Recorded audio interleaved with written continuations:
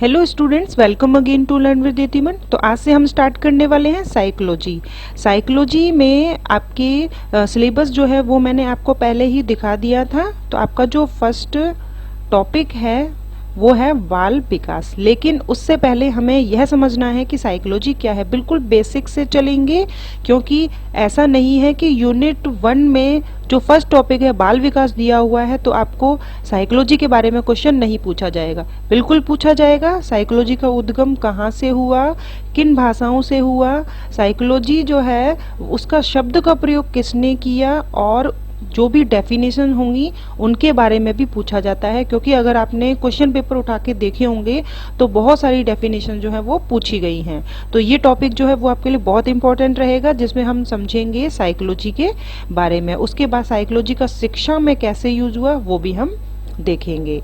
तो आपके teaching exam चाहे कोई भी हो, रीट के अलावा कोई भी है, वहाँ पर भी ये यूजफुल होगा। ये सभी नोट्स जो हैं वो आरबीएससी और एनसीईआरटी इससे बनाए गए हैं। तो देखिए आपके लिए कितने इंपॉर्टेंट है। मनोविज्ञान क्या है? मनोविज्ञान सिस्टमैटिक स्टडी ऑफ माइंड है। यह क्रमबद्ध अध्ययन है मन का। ठीक है। मनोविज्ञान आरंभ में दर्शन शास्त्र की एक शाखा के रूप में था। तो मनोविज्ञान पहले एक अलग पार्ट नहीं था, बल्कि ये तो दर्शन शास्त्र की एक ब्रांच थी। दर्शन शास्त्र से ही इसका उद्गम माना गया है। मनोविज्ञान शब्द सर्वप्रथम रुडोल्फ ने इस शब्द का प्रयोग किया था। मनोविज्ञान के जनक अरस्तु हैं। तो देखिए इन दोनों क्वेश्चन को ही एग्जाम में पूछा जा चुका है कि मनोविज्ञान शब्द का प्रयोग सबसे पहले करने वाले थे रुडोल्फ, और मनोविज्ञान के फादर जो है, जनक, वो अरस्तु माने जाते हैं। मनोविज्ञान लैटिन और ग्रीक भाषा साइके और लोजस इन दोनों शब्द से मिलकर बना है, जिसमें साइके का अर्थ होता है आत्मा और लोजस का अर्थ होता है विज्ञान। ठीक है।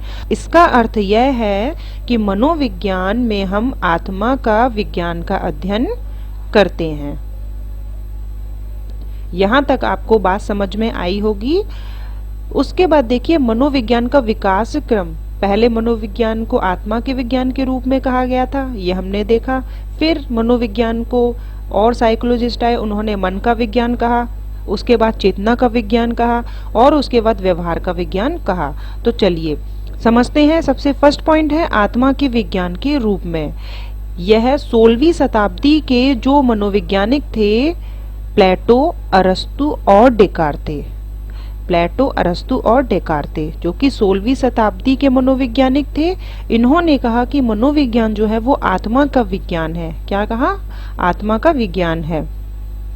तो वहीं पर रुडोल्फ ने सबसे पहले मनोविज्ञान शब्द का प्रयोग किया था 1590 में। लेकिन इस बात को, इस विषय को अमान्य कर दिया गया। उन्होंने कहा नहीं, जो आगे के साइकोलॉजिस्ट आए उन्होंने बोला नहीं, मनोविज्ञान आत्मा का विज्ञान नहीं है, बल्कि मनोविज्ञान तो मन का विज्ञान है।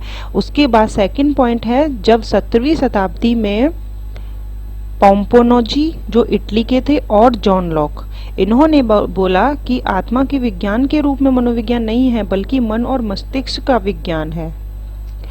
लेकिन इसको भी अमान्य कर दिया गया। नेक्स्ट है चेतना का विज्ञान। उसके बाद इन दोनों धारणाओं को अमान्य कर दिया गया। उसके बाद थर्ड आया चेतना का विज्ञान, जो कि 19वीं शताब्दी के जो साइकोलॉजिस्ट थे, जो मनोवैज्ञानिक थे, उन्होंने कहा कि मनोविज्ञान एक चेतना का विज्ञान है। और उनका समर्थक करने वाले विलियम जेम्स, टिचनर और विलियम वुंट थे। विलियम वुंट ने मनोविज्ञान में आत्मनिरीक्षण विधि का प्रयोग किया। अब देखिए क्वेश्चन किस टाइप का बनता है। क्वेश्चन ऐसे बनता है कि प्लेटो ने मनोविज्ञान को किस रूप में माना। तो आपको याद होना चाहिए आत्मा के विज्ञान के रूप में। ठीक है। और उसके बाद यहां से क्वेश्चन ये बनता है, मनोविज्ञान में विलियम वुंट ने किस विधि का प्रयोग किया। तो वहां आएगा आंसर आत्मनिरीक्षण विधि द्वारा। 1879 में जर्मनी के लिप्जिंगबर्ग में विलियम वुंट ने प्रथम मनोवैज्ञानिक प्रयोगशाला खोली। यहीं से मनोविज्ञान दर्शन शास्त्र से अलग हो गया। तो हमने स्टार्टिंग में ही पढ़ा था कि पहले मनोविज्ञान जो है वह दर्शन शास्त्र की ही एक शाखा थी, दर्शन शास्त्र का ही एक भाग था। लेकिन विलियम वुंट के आत्मनिरीक्षण विधि के बाद मनोविज्ञान दर्शन शास्त्र से अलग हो गया। तो कई बार एग्जाम में पूछा गया है कि सबसे पहली मनोवैज्ञानिक प्रयोगशाला किसने खोली थी, तो आपका आंसर होगा विलियम वुंट ने 1879 में जर्मनी के लिप्जिंगबर्ग में मनोवैज्ञानिक प्रयोगशाला खोली। लेकिन विलियम वुंट ने भी यहाँ पर अचेतन और अवचेतन इनको शामिल नहीं किया, तो उसके बाद इस धारणा को भी अमान्य कर दिया गया, क्योंकि उन्होंने बोला कि मनोविज्ञान जो है वो केवल चेतना का विज्ञान है। अब उन्होंने अचेतन और अवचेतन इनको शामिल नहीं किया, तो ये भी धारणा अमान्य कर दी गई। फिर 20वीं शताब्दी के जो मनोवैज्ञानिक आए, उन्होंने कहा कि मनोविज्ञान ना तो आत्मा का विज्ञान है, ना ही मन का विज्ञान है, और ना ही चेतना का विज्ञान है। मनोविज्ञान तो केवल व्यवहार का विज्ञान है, इसमें हम केवल व्यवहार का अध्ययन करते हैं। तो व्यवहार के विज्ञान के समर्थक थे वॉटसन, वुडवर्थ, स्किनर और मैकडूगल। वॉटसन, वुडवर्थ, स्किनर और मैकडूगल। तो वॉटसन जो थे उन्हें व्यवहारवाद का जनक कहा जाता है। देखिए हर लाइन जो है वो एक क्वेश्चन बनती है और बहुत ज़्यादा इम्पोर्टेंट है। वॉटसन को व्यवहारवाद का जनक माना जाता है। जिस तरीके से विलियम वुंट ने मनोविज्ञान में आत्मनिरीक्षण विधि का प्रयोग किया था, उसी तरीके से वॉटसन ने ब्राह्मण निरीक्षण विधि द्वारा मनोविज्ञान में सभी जीवित प्राणियों का अध्ययन किया। ठीक है, तो ये भी चीज आपको याद रखनी है कि मनोविज्ञान को व्यवहार का विज्ञान कहने वाले जो फादर हैं वो हैं वॉटसन। इन्होंने ब्राह्मण निरीक्षण विधि का प्रयोग किया था और इसके अंदर इन्होंने जीवित प्राणियों का अध्ययन किया, और उसके बाद उन्होंने इन जीवित प्राणियों के व्यवहार का अध्ययन करके यह पता लगाया कि मनोविज्ञान जो है वह केवल व्यवहार का विज्ञान है। नेक्स्ट देखिए, यहाँ पर देखिए मैकडूगल जो हैं उनकी एक बुक है आउटलाइन साइकोलॉजी, जो कि पेज नंबर 16 पर उन्होंने ये लिखा है कि चेतना जो है एक बुरा शब्द है, क्योंकि जो 20वीं शताब्दी के साइकोलॉजिस्ट हैं, मनोवैज्ञानिक हैं मैकडूगल, उन्होंने जो चेतना के विज्ञान मानने वाले मनोवैज्ञानिक थे उनको गलत साबित किया, और उन्होंने बोला कि चेतना जो है वो एक बुरा शब्द है, क्योंकि ये व्यवहार को मानते थे। अब देखिए कुछ डेफिनेशंस हैं, बिल्कुल डायरेक्ट ये क्वेश्चन आते हैं, इस तरीके से डेफिनेशन दे दी जाती है और पूछा जाता है कि ये किसके कथन है। वॉटसन ने कहा कि मनोविज्ञान व्यवहार का शुद्ध विज्ञान है। जब वॉटसन जो है वो व्यवहारवाद के जनक हैं तो व्यवहार की ही बात करेंगे। तो वॉटसन का कहना है कि मनोविज्ञान व्यवहार का शुद्ध विज्ञान है, यहाँ हम केवल व्यवहार की बात करते हैं। नेक्स्ट डेफिनेशन भी वॉटसन की है कि तुम मुझे कोई भी बालक दे दो, मैं उसे वैसा ही बना सकता हूँ जैसा मैं बनाना चाहता हूँ। तो वॉटसन ही ऐसे मनोवैज्ञानिक थे जिन्होंने खुद अपने बेटे के ऊपर भी रिसर्च किया था व्यवहार का अध्ययन करने के लिए। वॉटसन ने व्यवहार का अध्ययन जो है वो अपने बेटे अल्बर्ट के ऊपर किया, जो 11 वर्षीय था। तो ये भी एक क्वेश्चन है कि वॉटसन ने व्यवहार का अध्ययन करने के लिए किस पर उन्होंने स्टडी की थी, तो उन्होंने अपने बेटे पर ही की थी, और उस बेटे का नाम जो है वह अल्बर्ट था। ठीक है, नाम भी पूछा जाता है। नेक्स्ट जो साइकोलॉजिस्ट हैं जो व्यवहार की बात करते हैं, वो कहते हैं कि मनोविज्ञान ने सर्वप्रथम आत्मा का त्याग किया, फिर मन का त्याग किया, चेतना का, और आज मनोविज्ञान व्यवहार की विधि को स्वीकार करता है। तो इसे आप ऐसे याद रखिए। यहाँ पर मैंने ट्रिक लिखी हुई है कि वुडवर्थ से बनेगा वुड। वुड का मतलब होता है वुड, यानी इंग्लिश में जो वुड कहते हैं और हिंदी में इसे लकड़ी कहते हैं। तो वुड जो है वो कहाँ से मिलती है, वो पेड़ से मिलती है।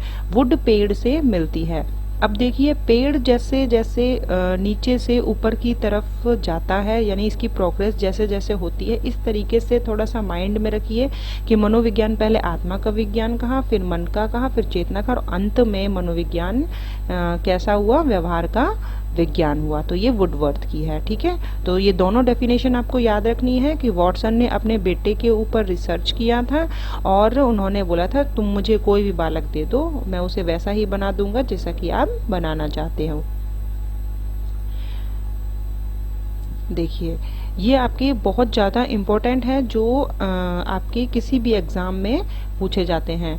यहाँ पर कुछ स्कूल्स ऑफ साइकोलॉजी दिए हुए हैं जिनका केवल आपको नाम पता होना चाहिए, कौन कौन से स्कूल्स हैं।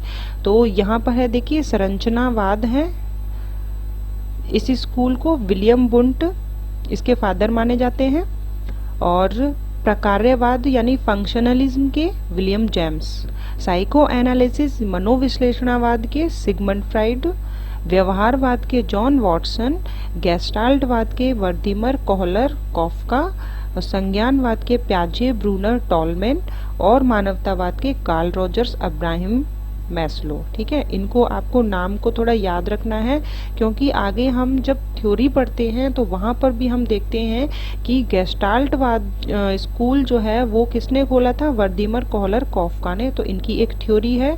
और संज्ञान की बात जो है वो सबसे ज़्यादा इम्पोर्टेंट जो है वो प्याजे की थ्योरी है, ब्रूनर की भी है और टॉलमैन की भी है। ठीक है, तो प्याजे की थ्योरी जो है वो आपके सिलेबस में भी है और बहुत ज़्यादा इम्पोर्टेंट है।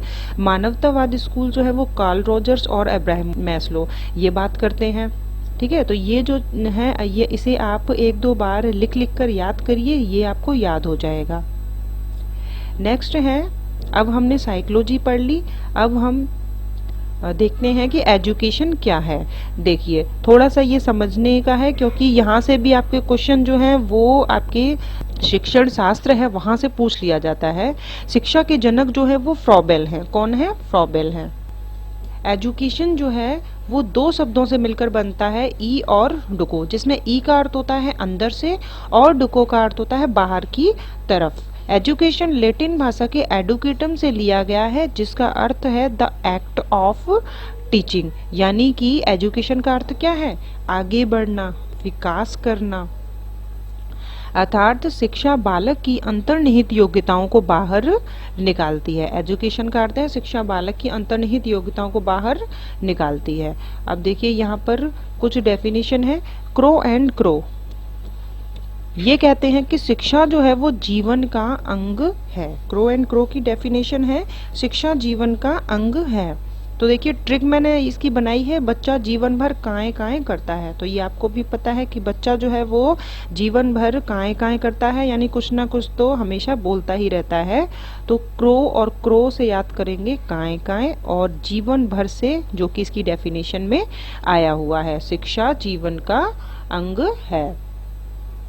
उसके बाद महात्मा गांधी की डेफिनेशन है एक बालक की शिक्षा का अर्थ है एक पुरुष की शिक्षा, जबकि एक बालिका की शिक्षा का अर्थ है एक परिवार की शिक्षा।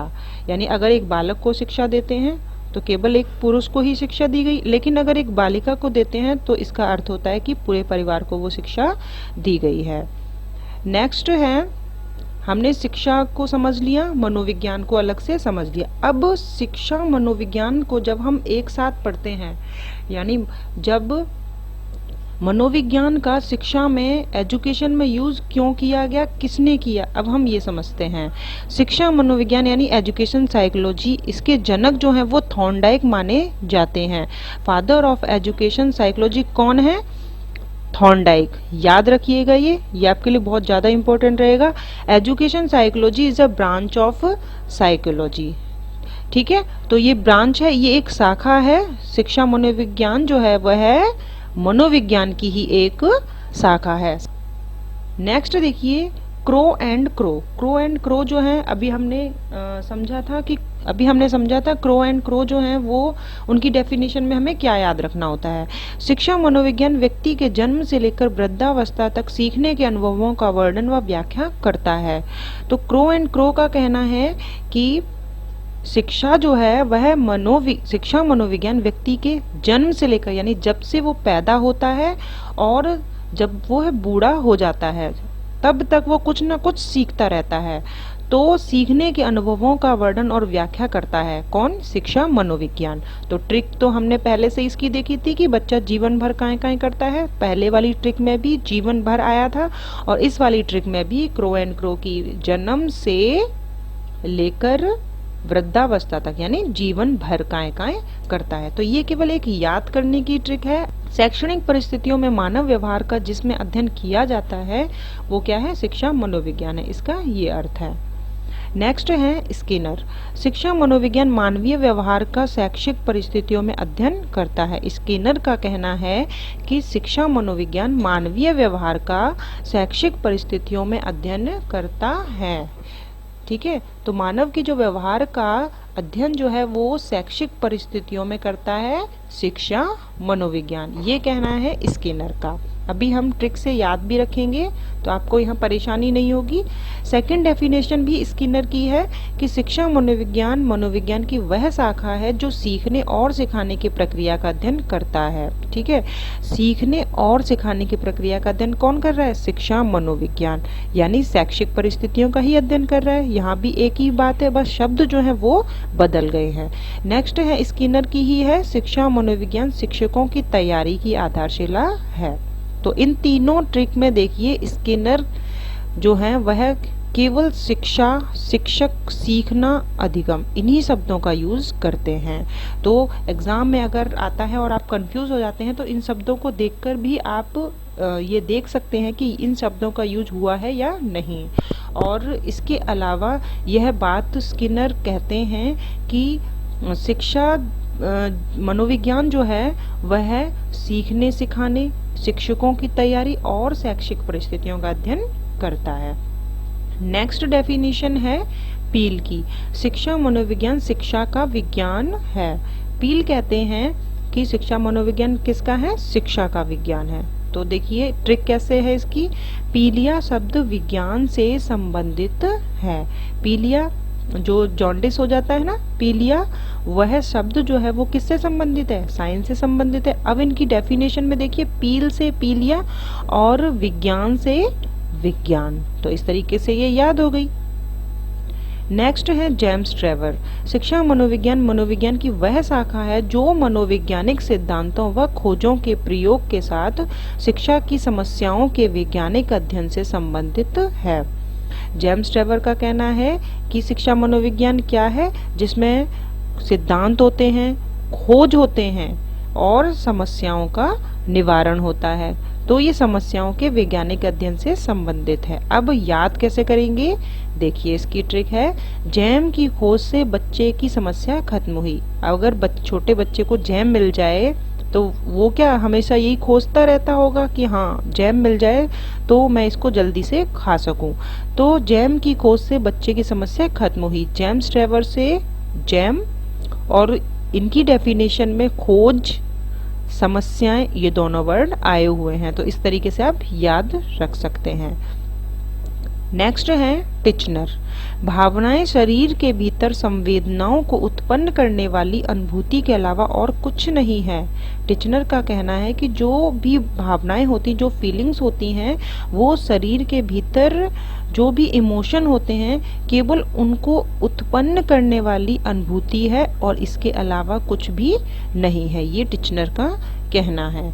नेक्स्ट है स्टीफन। शिक्षा मनोविज्ञान शैक्षिक विकास का क्रमबद्ध अध्ययन है। तो स्टीफन का कहना है कि जो शिक्षा मनोविज्ञान क्या है, यह एक सिस्टमैटिक स्टडी है। ट्रिक देखिए, टिफिन में क्रम से 2 खाने होते हैं। जब हम टिफिन ले जाते हैं, जब छोटे थे, जब हम टिफिन ले जाते थे तो उसमें अक्सर 2 खाने हुआ करते थे। तो स्टीफन को देखिए टिफिन से, और इनकी डेफिनेशन में है क्रम, तो क्रम यहाँ पर इनकी ट्रिक में भी आया हुआ है। तो देखिए हमने डेफिनेशन देखी। ये डेफिनेशन जो है वो ठीक है सभी को याद नहीं होती हैं, लेकिन जिनको याद होती वो याद रखें, जिनको नहीं होती है वो ट्रिक से याद रखें, क्योंकि आपके एग्जाम में ये आती हैं और आपका 1 मार्क्स जो है वो इन डेफिनेशन से आप आसानी से ले सकते हैं। शिक्षा मनोविज्ञान की प्रकृति देखिए, नेचर क्या है? शिक्षा मनोविज्ञान वैज्ञानिक है, क्योंकि हम इसमें वैज्ञानिक तरीके से अध्ययन कर रहे हैं व्यवहार का। सेकंड है सार्वभौमिक है, यानी कि ये सभी पर, जो भी जीवित प्राणी हैं उन सभी पर ही लागू होती है। थर्ड है भविष्यवाणी संभव, इसमें हम भविष्यवाणी भी कर सकते हैं। ठीक है। नेक्स्ट है नियम व सिद्धांतों का प्रयोग, इसमें बहुत सारे नियम और सिद्धांतों का प्रयोग भी किया जाता है और यह एक सकारात्मक विज्ञान है। ये जो टॉपिक है यहाँ आज समाप्त होता है। मिलते हैं नेक्स्ट वीडियो में। Thank you.